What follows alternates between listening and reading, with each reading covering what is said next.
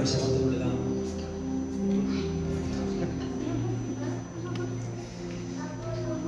Breve y conciso. Pero voy a hablar uno de los temas que quizás escuezan un poquito. Un tema que trae rompimiento y que se acepta por revelación o que se repele. Es como la gloria de Dios. O te atrae o te repele. Voy a hablar acerca de la paternidad. Y la paternidad, levante su mano conmigo y repita: el reino de Dios está basado en la paternidad. La paternidad es un principio que se revela al corazón y que a lo largo de los años, tanto el espíritu de religión como la propia Iglesia se ha encargado de, uno, malinterpretar ese principio y malinterpretar los principios de Dios en general. Y número dos, el espíritu religioso ha intentado ocultarlo, ha intentado taparlo, ha intentado que no dé a luz para que no se pueda utilizar. Diga conmigo: cada dimensión se accede mediante un principio. Como digo, hay muchas cosas que se perdieron a lo largo del tiempo y una de ellas es el principio de la paternidad. De hecho, si vamos al principio, si vamos a Génesis y estudiamos un poquito, o incluso sin estudiarlo, simplemente pensamos un poco, podemos ver que la idea inicial de Dios no fue construir allá un edificio, no fue poner un jardín bonito, ni nada de eso. La primera idea de Dios fue la familia. La primera idea de Dios fue crear al hombre, fue crear a su hijo, a sus hijos. Entonces, si vamos allí, desde el principio vemos a Dios como Padre. Y le voy a hablar de, si no lo saben, muchos tipos de paternidad. Yo estudiando he encontrado como unas 10, pero le voy a hablar de dos paternidades. Número uno, la paternidad celestial, que va en vertical, hacia arriba. Y número dos, la paternidad espiritual, que va en horizontal. Tiene que ver con los hombres y las mujeres de Dios. La paternidad celestial, como digo, tiene que ver a Dios como Padre. ¿Y qué quiere decir la palabra Padre? La palabra Padre quiere decir fuente, entre otras muchas cosas.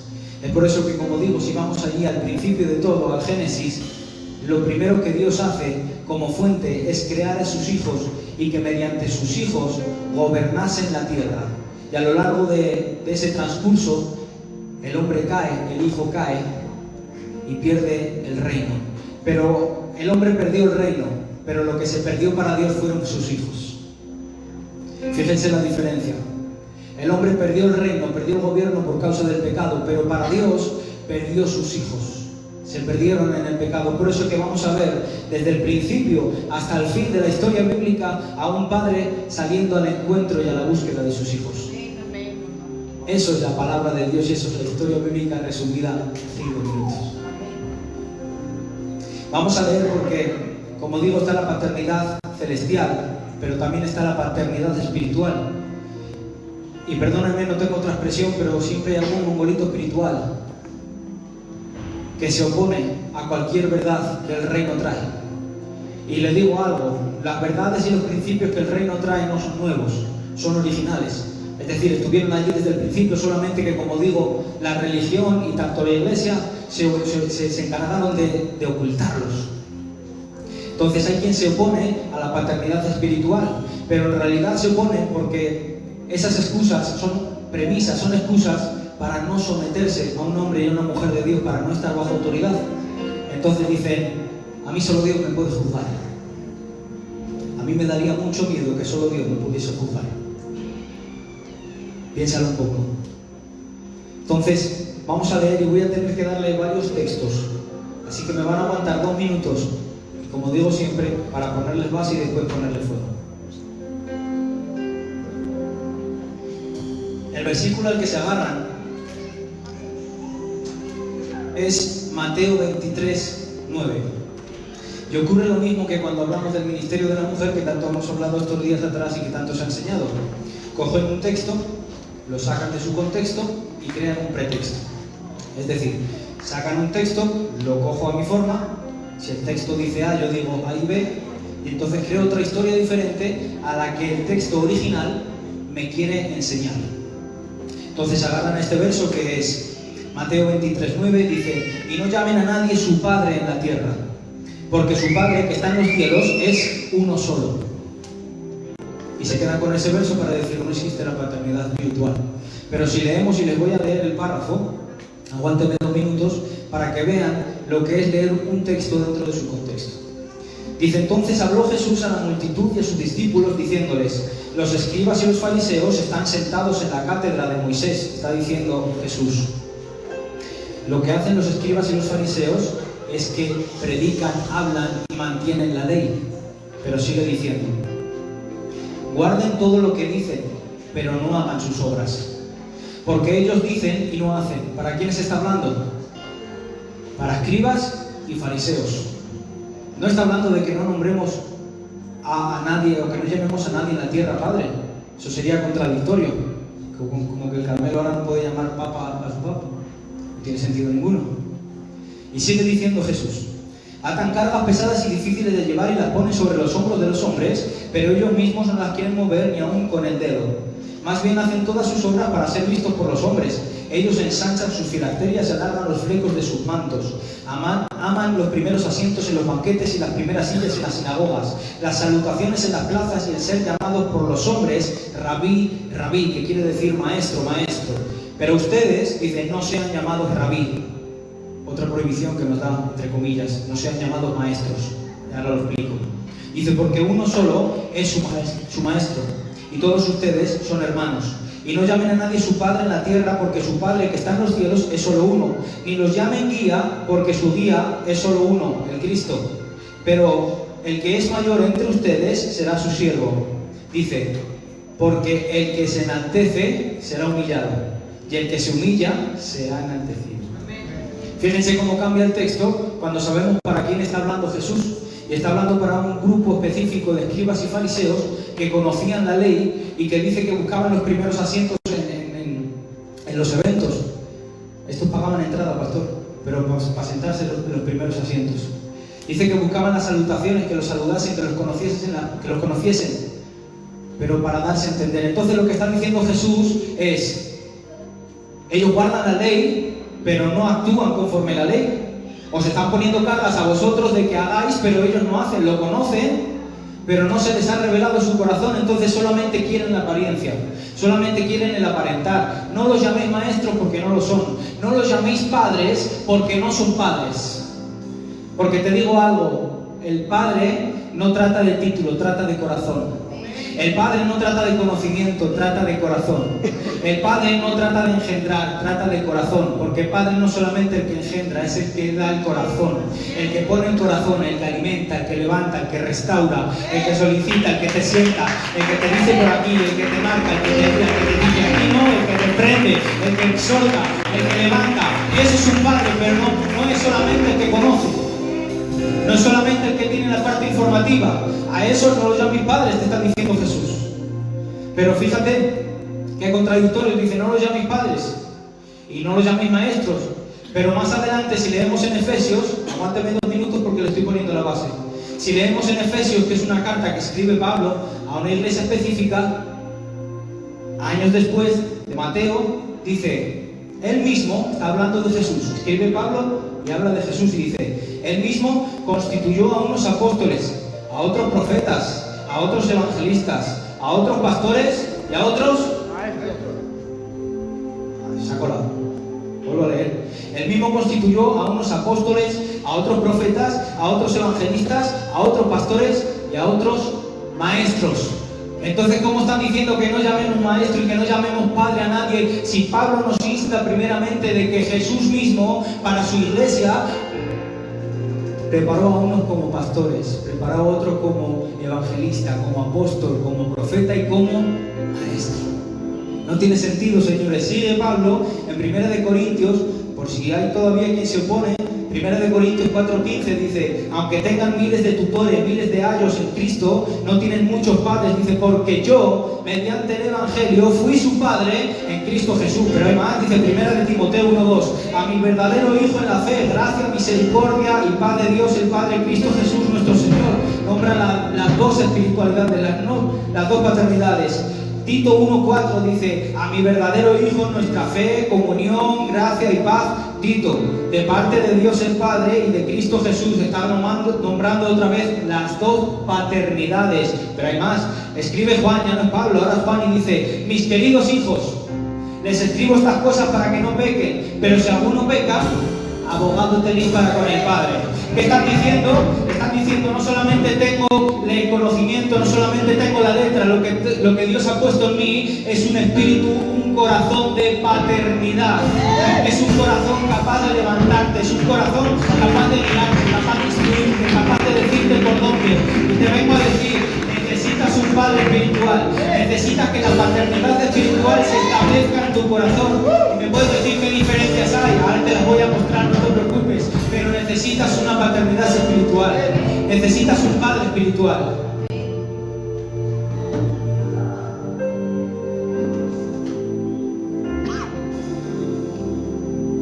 Si Messi necesitó un Guardiola, tú necesitas un padre espiritual. Si Cristiano Ronaldo necesitó a Messi para que le mostrase el camino como era, tú necesitas un padre espiritual. Si Mike Tyson necesitó un Cus D'Amato, tú necesitas un padre espiritual.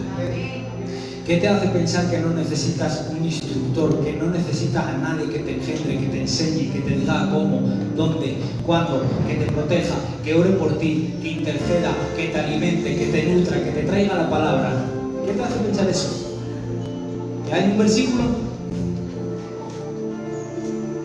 Levante su mano conmigo y diga: la paternidad no es una opción, es una necesidad.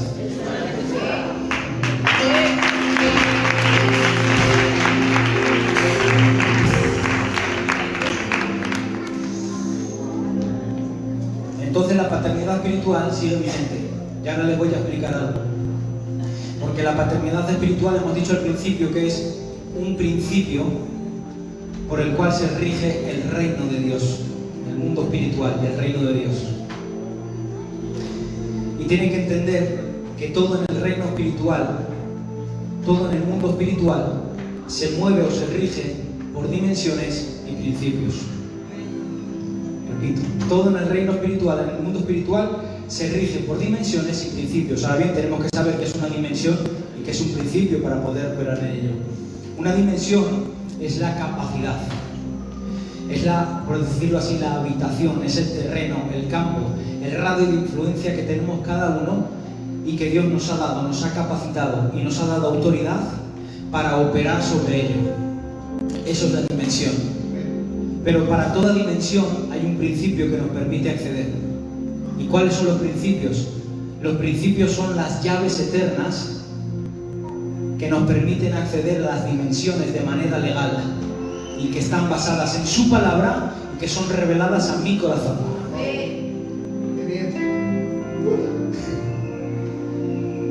Esos son los principios espirituales. Y como te decía antes, los principios espirituales no es nada nuevo. Los principios espirituales no cambian, traen lo original. Es lo que estaba establecido desde el principio de los tiempos, pero que fue tapado, que fue evitado para que tú no los utilices, para que no entres a esas dimensiones y accedas a las bendiciones que hay en esa dimensión. Y hay dimensiones, te vengo a decir, que solo una paternidad te puede desatar. Hay dimensiones que solo la llave de la paternidad te puede desatar. Hay dimensiones a las que solo vas a poder entrar mientras tengas un padre espiritual. Porque los llaneros solitarios en el reino chispum, en el reino los llaneros solitarios no existen, no valen, no sirven. Vas a aguantar 1, 2, 3, 4, pero a la quinta te digo que no te levantas. Por eso es que necesitas un padre espiritual. Necesitas a alguien que te abra la puerta, que te dé la llave, que te dé el principio, que te diga cómo. Así es que vamos a encontrar mucha gente, como he dicho, que acceden a dimensiones espirituales, pero sin la llave. Y a todo lugar que accedemos sin tener la llave o el acceso nos convierte en ilegales. Dindon. ¿Y sabes qué pasa con esto? Que los ilegales tienen apariencia, pero no tienen evidencia. Los ilegales tienen apariencia, pero no tienen evidencia. Tienen apariencia de hijo, pero no tienen evidencias de hijo. Son como los escribas y los fariseos que hemos leído. Tenemos el conocimiento, pero no se nos ha revelado aquí. El que hemos dicho que es un principio, es la llave, que está basada en la palabra, pero que esa palabra se tiene que revelar a mi corazón, porque si no, no hay forma de entrar. Entonces eres un ilegal. Tienes la apariencia, pero no tienes la evidencia, no tienes el cómo, no tienes el fruto. Aparentemente vas con tu Biblia debajo del brazo, la Biblia sobaquera, bajas cada domingo a la iglesia, te congregas, levantas tus manos, pones la carita del fari, pero no tienes evidencia ninguna.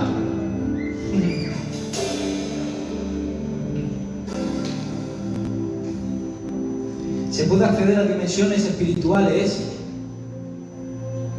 mediante métodos humanos, mediante sabiduría humana, mediante estrategias humanas, mediante compadreo, mediante enchufe, conexiones mundanas. Puedes acceder a esas, pero no vas a tener fruto, porque solo un hijo da fruto. El ilegal da falsificaciones. Solo un hijo puede dar frutos, porque solo un hijo tiene acceso a la herencia.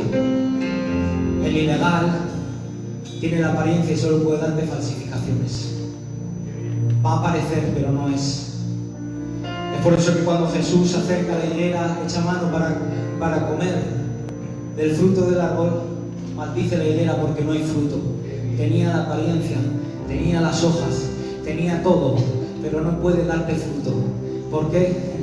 Porque es un ilegal, porque no tiene una paternidad, porque es un llanero solitario. Eso es lo que pasa. La efectividad es la evidencia de tu legalidad en el mundo espiritual.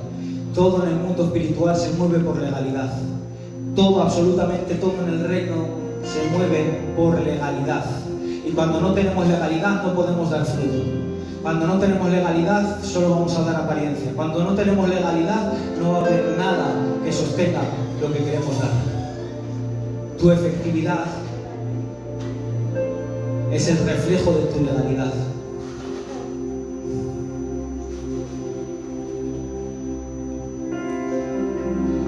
Y este diseño lo vemos, como digo, desde el principio. Ya voy a estar terminando. 5 minutos.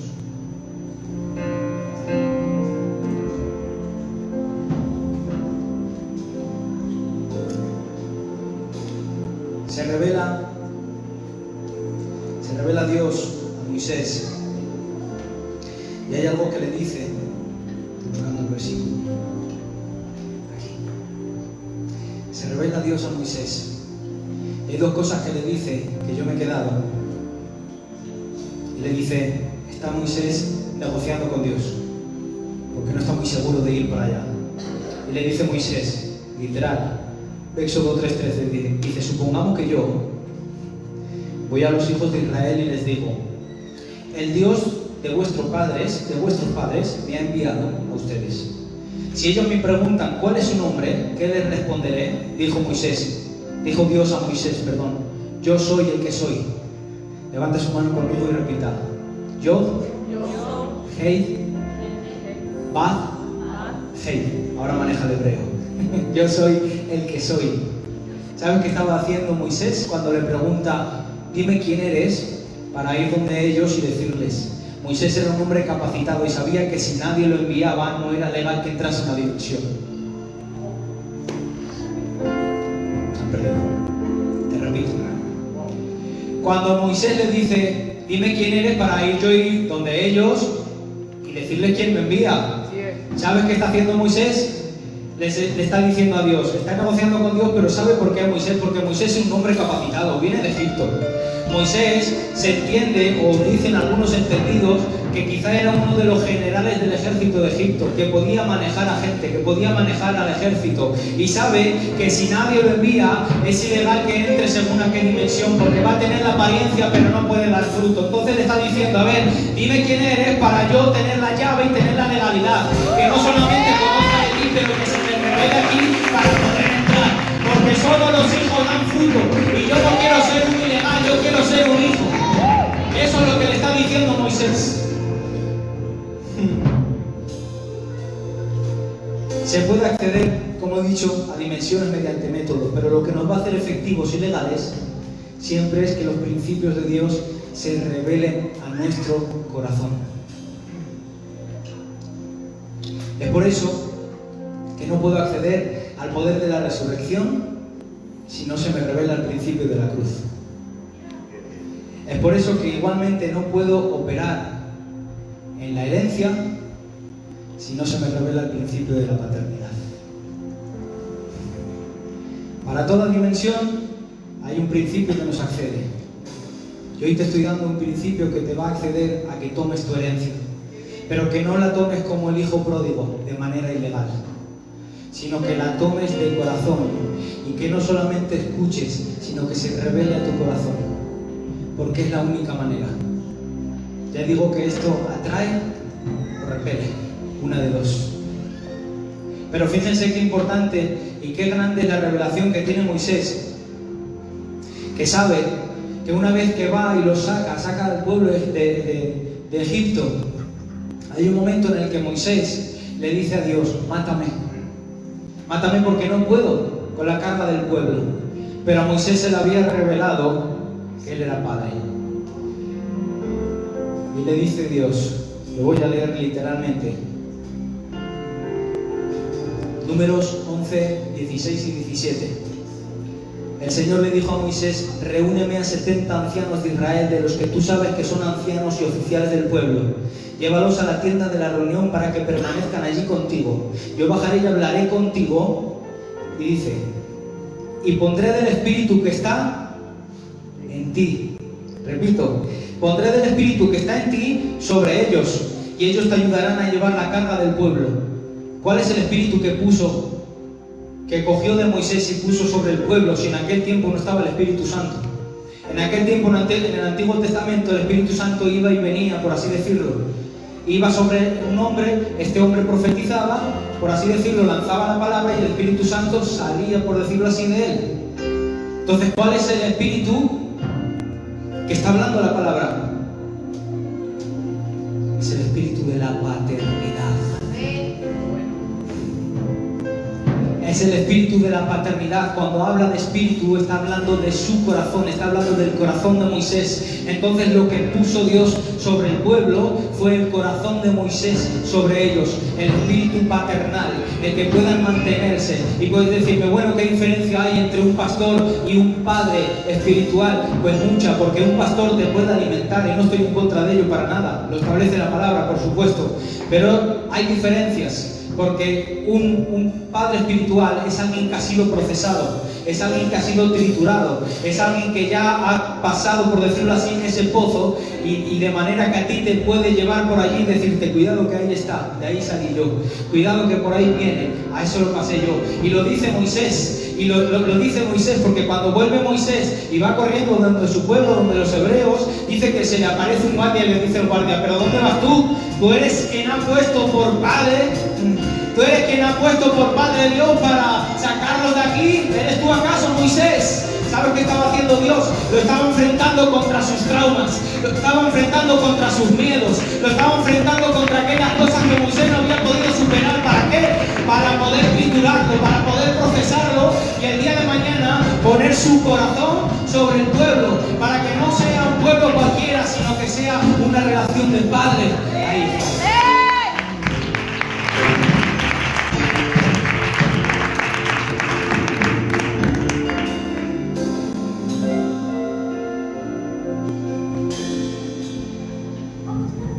Voy a terminar. Pero ¿saben qué? Y no lo digo yo, lo digo por lo que me enseña la palabra. He descubierto que el pueblo no honró a Moisés como honró a Josué.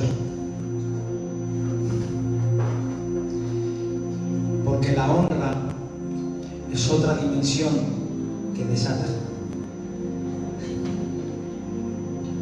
Dice: cuando el faraón dejó salir al pueblo, Dios no los llevó por el camino de la tierra de los filisteos, aunque estaba cerca. Porque dijo Dios: para mí, para que no se arrepienta el pueblo cuando vea la guerra y se vuelva a Egipto. Esto es estando con Moisés. Pero ¿sabes qué dice la palabra? Cuando el pueblo estaba con Josué, solo tenían que cruzar, no sé si eran 2, 3 tierras. estando con Moisés, tenían que cruzar 2, 3 tierras. Pero dice en cambio que el pueblo, cuando estuvo con Josué, dice, el rey de Tirsa, 1, y todos los reyes, 31. Derrotó 32 reinos y solo tenía que atravesar 2 o 3. ¿Sabe por qué? Porque la honra desata guerra. La honra te capacita para entrar en dimensiones que nadie más va a poder accesar, nadie más va a poder darte. La honra es el principio que maneja la paternidad, porque la paternidad no es decirle, sí, pastorcito, amén, sí que tienes razón, aleluya. La honra está aquí. Por eso les tiene que decir Jesús, este pueblo de labios me honra, pero su corazón está muy lejos de mí. Les está diciendo, no podéis acceder a dimensiones que yo os quiero dar porque no honráis como tenéis que honrar. Eso es lo que les está diciendo. Tenéis el conocimiento, pero no tenéis la revelación. Y con esto voy a terminar. ¿Qué es lo que produce un padre espiritual? 1, sabiduría y enseñanza. Corrección y disciplina, dale ahí. Protección, guía y dirección. Consuelo y ánimo. Impartición de bendición espiritual. Fortalecimiento en la fe. Mentoría y ejemplo. Intercesión y oración. Unidad. Consejo. Exhortación. Motivación. Comunicación. Apoyo. Provisión espiritual. Fortaleza en los tiempos difíciles. Dirección hacia el propósito, ejemplo de vida, refugio y consuelo, capacitación de equipamiento, transmisión de la fe, misericordia y gracia, paz y armonía, protección contra el enemigo, amor y aceptación incondicional, sanidad, liberación y restauración.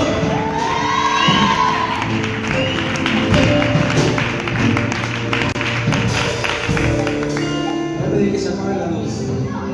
Voy a estar terminando.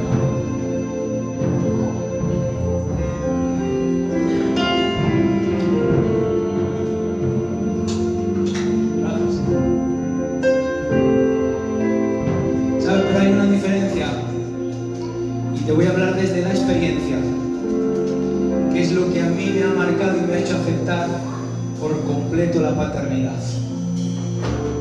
Estudiando el carácter y el procedimiento de los profetas, estudiando más concretamente a Samuel, me di cuenta de algo, pastor. Y es un principio que se pasa por alto, pero que está muy repetido, y se me encendió la bombilla. Y es que cuando Saúl va donde Samuel, porque se le habían perdido unas asnas, le dice el profeta, que lo estaba esperando, le dice, ok, pero vamos a preparar una comida, vamos a sentarnos a la mesa y después te daré la revelación de dónde están las asnas.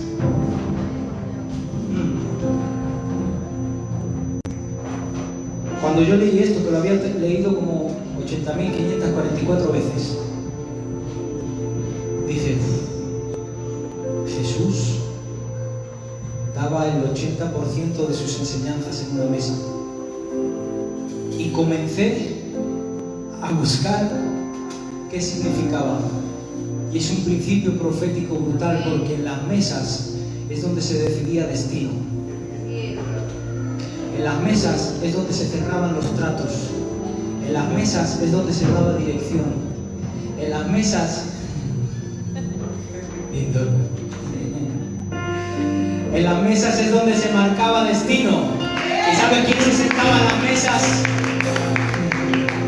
He podido estudiar 3 tipos de mesas. La mesa profética, la mesa familiar y la mesa de demonios.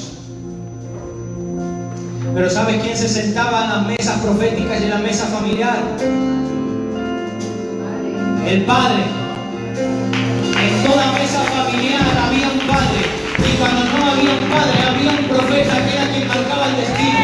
Pero se sentaban a la mesa, y te voy a leer. Pasa por aquí, pastor, ayúdame. Voy a pedir que le pongan una silla. Ponte por aquí. Ayúdame a predicar. Con esto voy a terminar.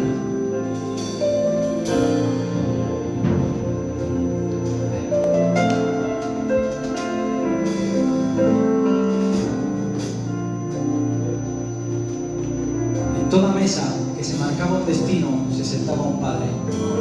Pero fíjate, y lo he querido acortar.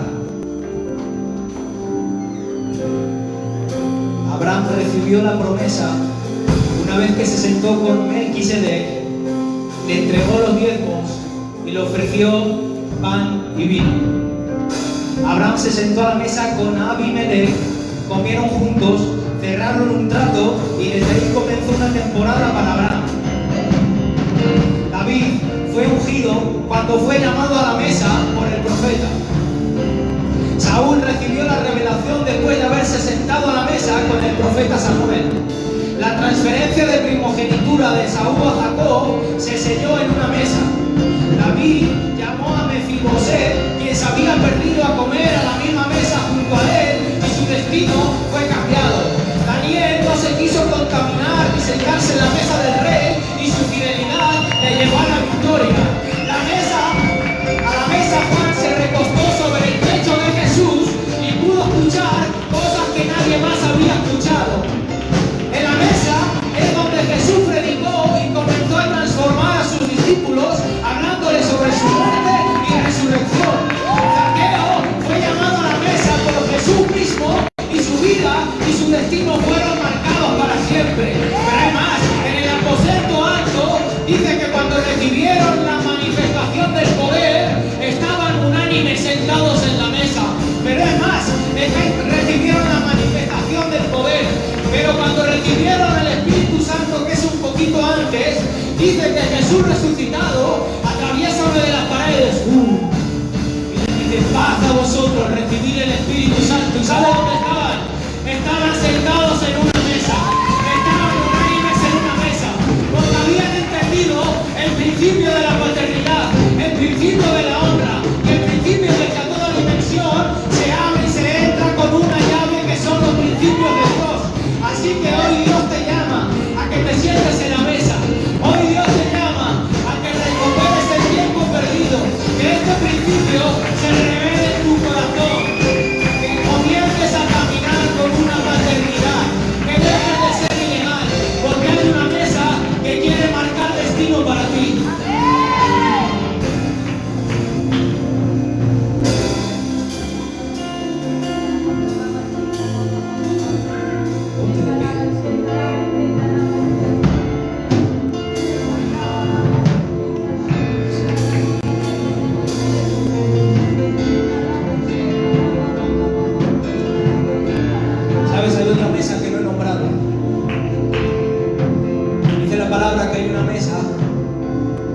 Jesús se sienta con un principal de la sinagoga, uno que sabía, uno que lo tenía aquí, uno que honraba de esta, y dice que está sentado a la mesa, y dice que cuando están sentados a la mesa ambos, yo me imagino la escena de esta forma: bueno, yo reconozco que eres un padre para esta generación. Reconozco que lo que tú haces, si Dios no está contigo, nadie lo puede hacer. Pero dice la palabra que de repente entra una mujer en escena, que no estaba invitada a la mesa, que no calificaba, que la gente decía: la Nay de la China, para esa no es. Porque dice la palabra que era una mujer de mala fama, ustedes lo entienden. Pero dice que entra en escena, y estando ambos sentados a la mesa, dice que esta mujer se acerca a Jesús y dice que rompe un perfume que era muy caro y que comienza a lavar, a enjuagar sus pies, su cabello con sus lágrimas, y que comienza a honrarlo. ¿Saben? La mesa no era para esa mujer. Y el que estaba allí, el principal de la sinagoga, comienza a decir entre sí mismo, para sí: ay, si supiera quién es esta, la echaría patadas. Y le dice Jesús: hey, he entrado a tu casa, me he sentado contigo. ¿Sabes lo que significa una mesa? ¿Sabes lo que significa que yo me siente contigo en una mesa? Y no me has honrado de ninguna de las maneras. Este pueblo de labios me honra, pero mi corazón está lejos de mí. Y dice que tuvo que decir Jesús de aquella mujer: allá donde se predique este evangelio, se hablará de él. La honra te va a accesar a dimensiones que no habías imaginado nunca. Y la honra, te repito, que no es de boquilla, que es de corazón.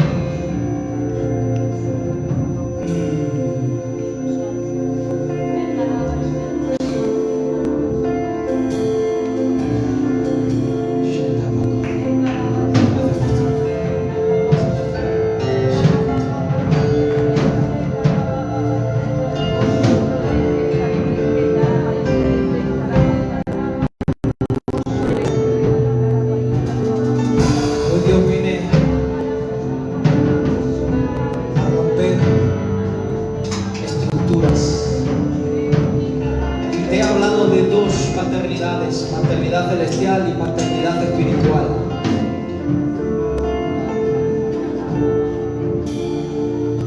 Cuando Dios me habla de padres ausentes,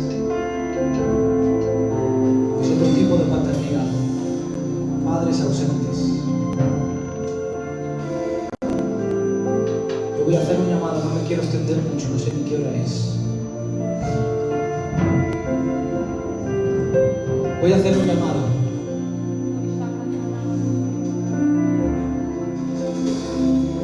Para todo aquel que esta palabra no pase por pasar. Si no pasa nadie, no me importa. Yo sé que hay más de 2, 3 y 4, pero si no pasa nadie, no me importa. No pase por pasar. Si esta palabra la has entendido y se te ha revelado en tu corazón, hay una mesa que está esperándote para marcarte destino. Hay un padre en esta mesa que está esperando para marcarte destino.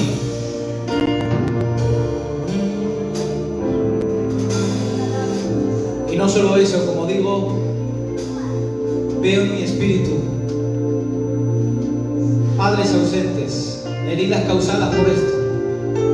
Dios quiere sanarte de eso. Y Dios quiere revelarse como tu Padre. No solamente que tengas una paternidad espiritual aquí en la tierra, un hombre que te dirija, que te diga dónde, cómo, cuándo, sino que Dios quiere revelarse como Padre. Y tengo autoridad sobre esto y sé lo que te estoy diciendo. El día que Dios me recogió a mí y el día que Dios se me reveló a mí como Padre, sus palabras fueron: vas a ser el testimonio vivo de lo que puedo hacer con un cuerpo. Sé de lo que te estoy hablando.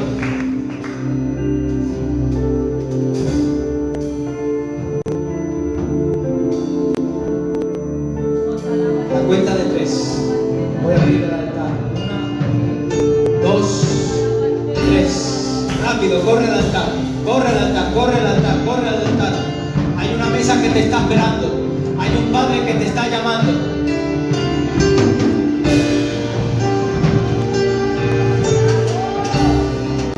Un Padre que te está llamando.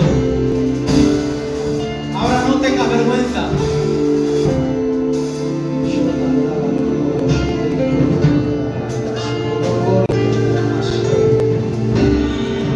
Dios quiere sanar. Gracias, Señor. Dios quiere sanarte de toda herida. Dios quiere revelarse a tu vida como Padre.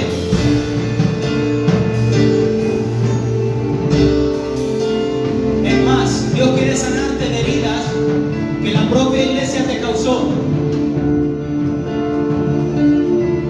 Quizá has oído hablar de la paternidad espiritual y esto mismo te causó una herida porque se malinterpretó, porque el padre falló.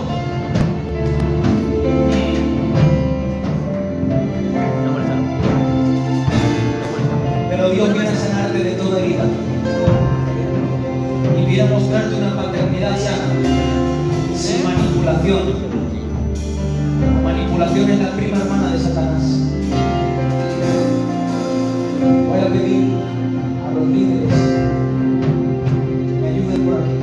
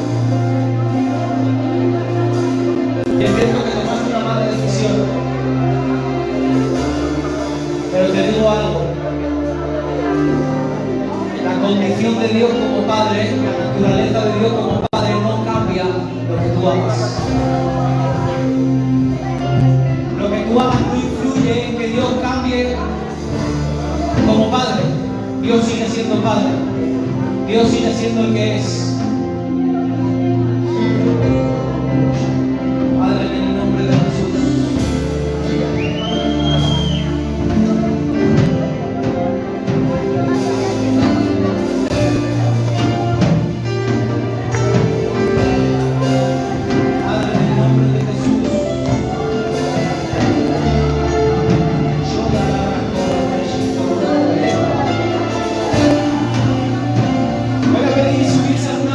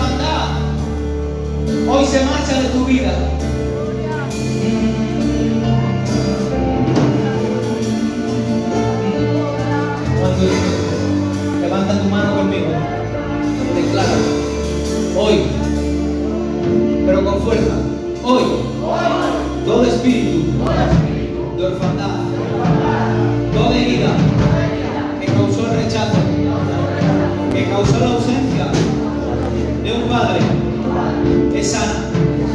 Y todo espíritu de orfandad se marcha.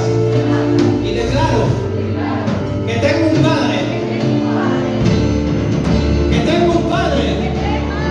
que me ama, no solo en los cielos, sino que tengo también una paternidad espiritual, y que hoy he recibido la llave que me da acceso para entrar a la dimensión de los hijos.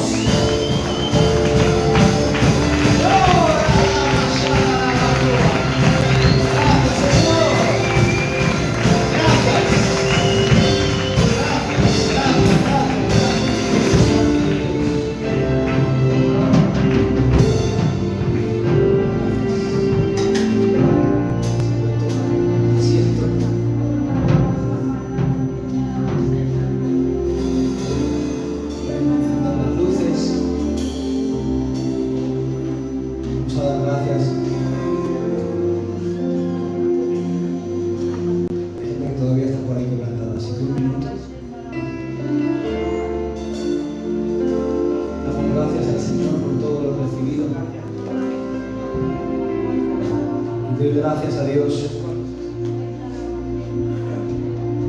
mis padres espirituales, por mi paternidad y mi autoridad aquí en la tierra. ¿Sabes? Esto no lo he dicho, pero aún Jesús tuvo que cumplir con este principio. Jesús, en el momento que se acerca al Jordán para ser bautizado, le dice Juan: ¿cómo te voy a bautizar yo a ti? Tendría que ser tú a mí. Dice: tenemos que cumplir con un principio para que la ley se cumpla. ¿Sabes qué principio era? La ley de padres y hijos. El principio de padres y hijos. En ese momento Juan actuó como padre espiritual sobre Jesús. Así que doy gracias por mis padres espirituales, por permitirme compartir lo que había en mi corazón. Y sin más, hasta aquí el final del culto. Gracias a Dios.